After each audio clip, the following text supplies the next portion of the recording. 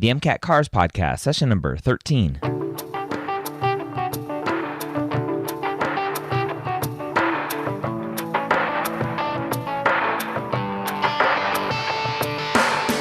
The Cars section of the MCAT gives thousands of pre-meds nightmares every night.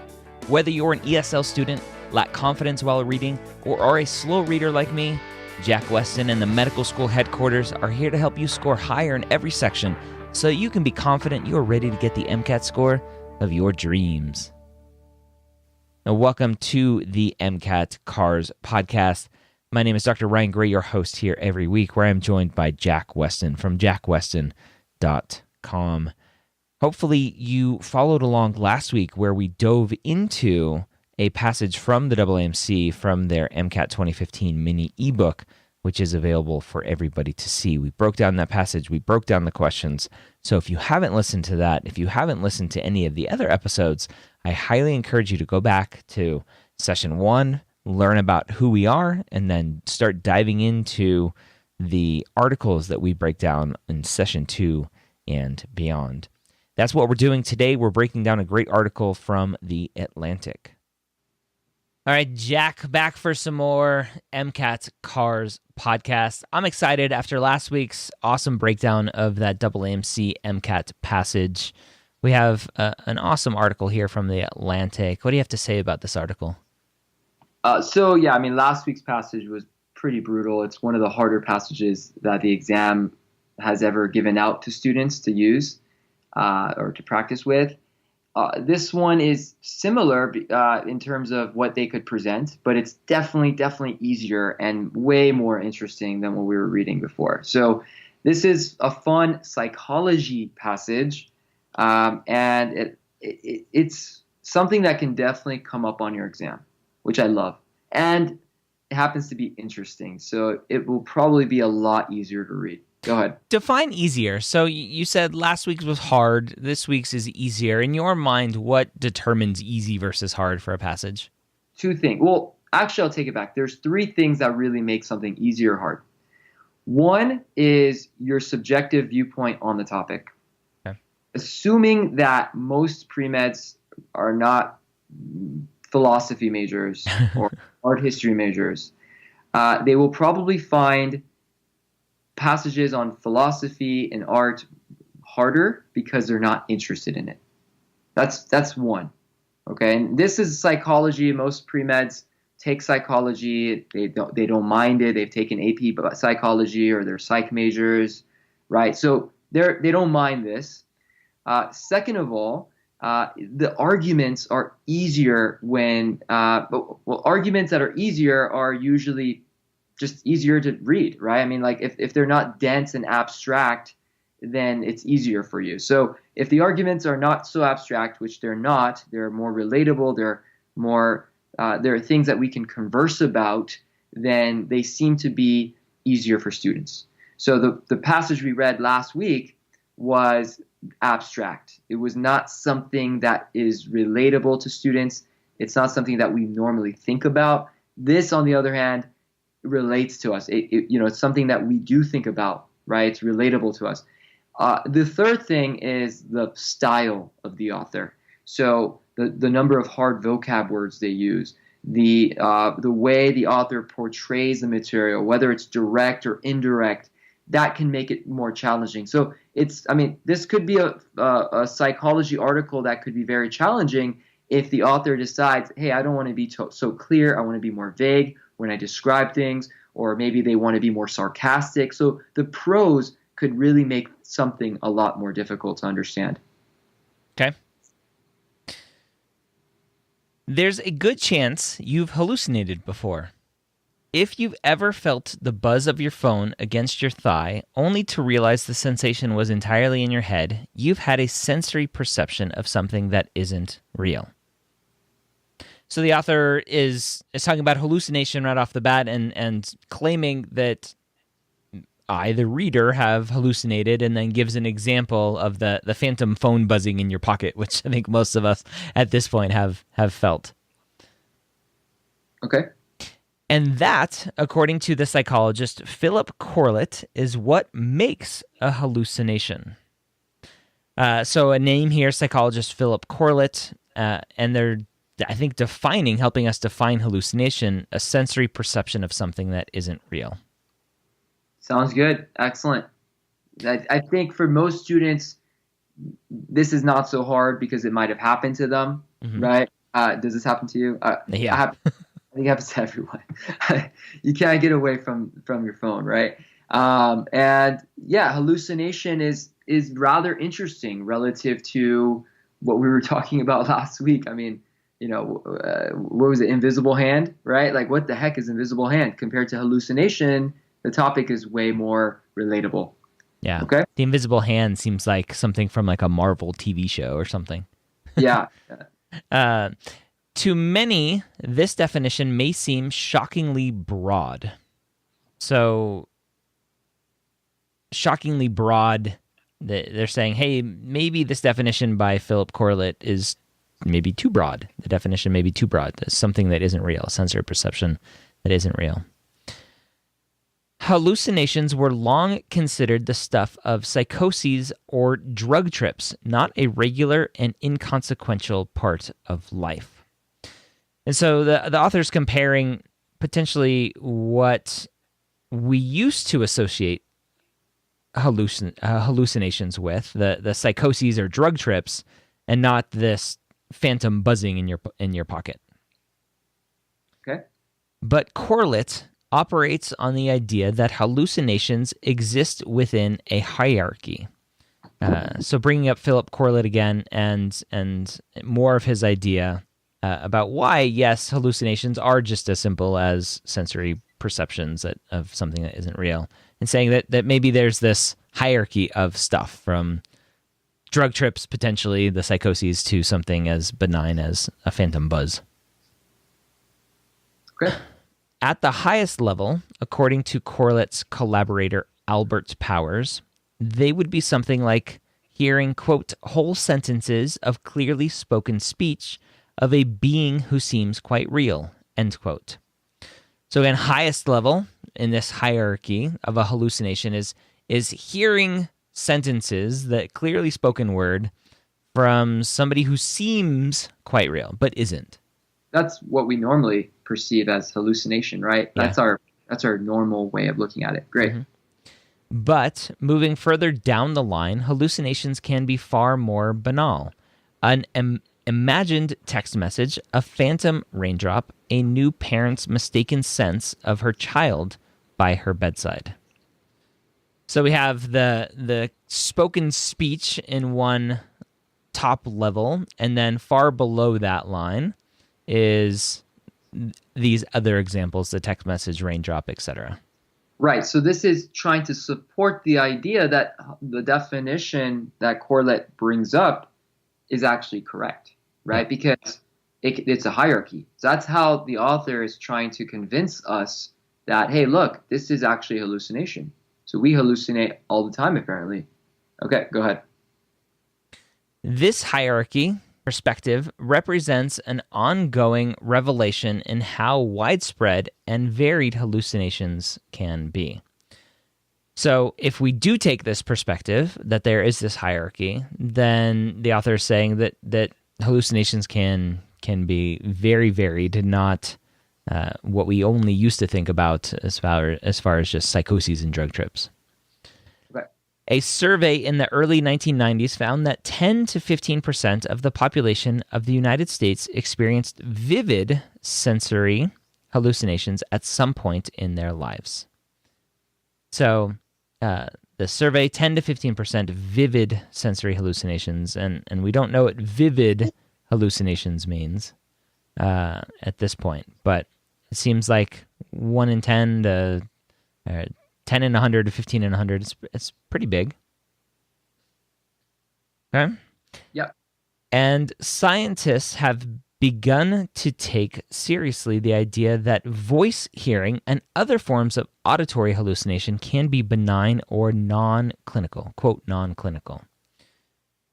And so scientists, whoever those people are beginning to think that maybe because there is this hierarchy that we can have benign or non-clinical auditory hallucinations and not just, again, going back to the words that he used in the previous paragraph, the long considered the stuff of psychoses or drug trips, that maybe they're not that bad after all. Yeah, exactly. So the author is trying to paint this picture that, hey, look, chill out. Hallucinations are a part of life. Yeah. Okay. This newfound ubiquity has come with a host of questions. So this sentence potentially could throw me off. I don't know what ubiquity means. I don't know what that definition means. So I hope that I would keep reading and get a sense of that context. Right. Okay. Why is it so common for people to perceive what isn't there? And how does the brain allow this to happen in the first place? So now the question is being set up. Why does this happen? Why do we perceive what isn't there? Why do we hallucinate? Okay. To find answers, researchers have turned to the mechanics of how we perceive reality itself. And so now it looks like the author is going to dive into potentially how we perceive reality. How does the brain perceive what is there and what isn't there? Right. So it seems like we're transitioning into a whole new part of the passage. Seems like it. We were talking about hallucinations, how there's a definition for them, how it's a broad definition. Everyone hallucinates. Now we're going to be talking about why do we even hallucinate to begin with, right? And yeah, great job. Go ahead. For Corlett and Powers, both from the Yale School of Medicine, hallucinations have everything to do with expectations. So the same two names from before, now they give us a little bit of context that Yale School of Medicine, and they're saying hallucinations have to do with expectations. In the new paper in Science, they explore how the mysterious experiences fit into a larger speculative idea about how the brain works, and in a sense, what the brain is.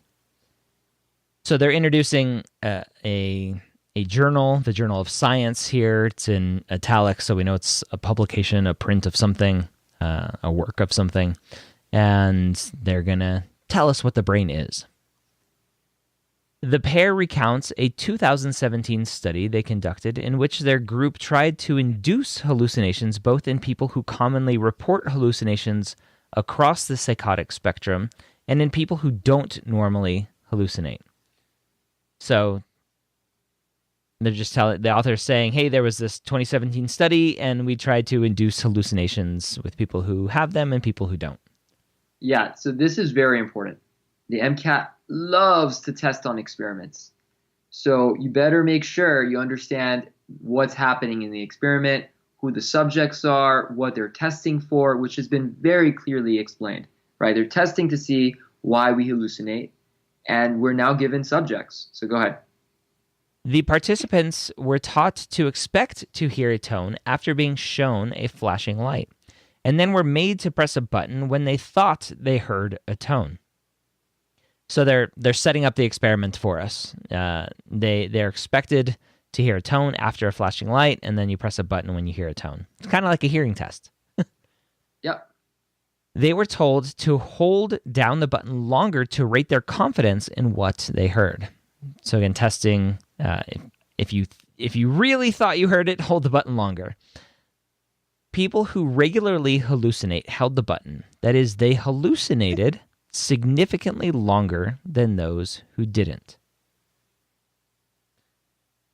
So it's interesting. I don't know what this last sentence is saying. Those who regularly hallucinate, those who are already known to hallucinate, are holding the button longer than those who don't. Which means that they're more confident that they're hearing the tone, but they're not telling us if they really are hearing the tone. That's what I'm confused here. Right. So there was no tone. Ever? Right? Ever. Yeah. Oh. So all they're doing is they're trying to see whether or not you hallucinate, and the hallucination is based on whether or not you hear the tone, right? And you never actually hear it. You just see the flashes. Okay. Right.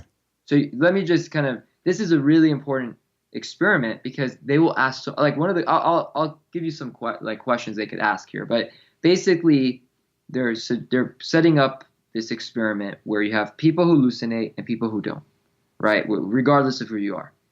And they ask you, look at these lights. When these lights flash, expect to hear something. When you hear it, go ahead and click on that button, right? And hold the button down as the longer you hear it. There is no sound, right? They just see the flashes. So if you're hallucinating, you actually hear the sounds, right? So when you hallucinate, you click on it, you hold it down. Seems like the people who are hallucinating, the ones that are holding it down more, are the ones that were categorized as hallucinators to begin with, right? That's what it's kind of saying here. Okay. And why would the author bring this up? What's the point of this? Why would the author bring up this experiment? The author is bringing up the experiment, I think, because they are in the previous. Is it the previous one? No. In the beginning part of this paragraph, they talked about everything has to do with expectations. Right. And so if you have people who report that they hallucinate, then potentially they're going to expect it already because they have that expectation. That's it. So it's based on expectations. They're basically suggesting that this experiment proves that it's based on expectations. If you're expecting to hear a sound, you will press it longer. So it's suggesting that people who hallucinate are better at expecting things. They expect things more, right? So hallucination seems to be connected to expectations in some way. Okay. Corlett and Powers see this experiment as evidence for their perspective on how people understand the world around them. So the author is saying that these two researchers are saying, look, this is proof that it's expectations that's driving how people understand the world around them. Okay. By their way of thinking, the brain works by, quote, predictive coding, integrating new information based on the beliefs built on old information. So, predictive coding. So our brain is constantly using old information, trying to integrate new information and predict what our experiences may be, which is what expectations are. Yeah. Okay. Quote, when we go about the world, we're not just passively perceiving sensory inputs through our eyes and ears, end quote, Corlett says. Quote, we actually build a model in our minds of what we expect to be present, end quote. So he's just, the researcher Corlett is basically putting one last cherry on top about everything that we're perceiving is built on our expectations. Yes. So what's the big picture of this paragraph? The big picture of this paragraph is that we as humans understand the world around us based on our expectations, based on our previous experiences and trying to integrate new experiences. It's also based on hallucinations, right? We hallucinate because our brain is expecting something to happen. So don't forget the hallucination aspect, right? The whole topic is about hallucination. Yep. Great. Okay. So let me go back to that example because that was a great example. They love presenting these kinds of examples for psych passages.